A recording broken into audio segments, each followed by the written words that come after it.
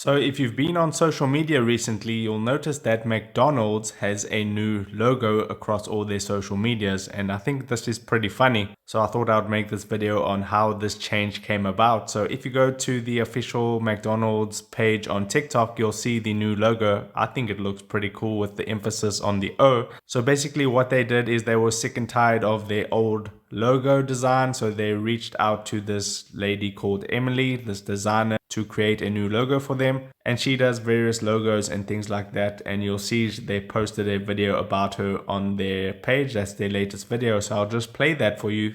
Some companies like McDonald's reach out to me and ask for a new logo for obvious reasons, so here are my redesigns.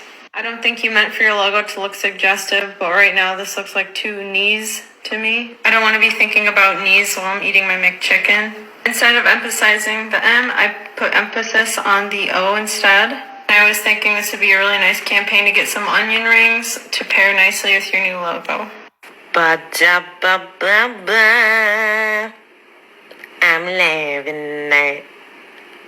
And some companies like. So let me know what you think about that new logo. So I think it'll be a cool campaign to get some onion rings with the emphasis on the O.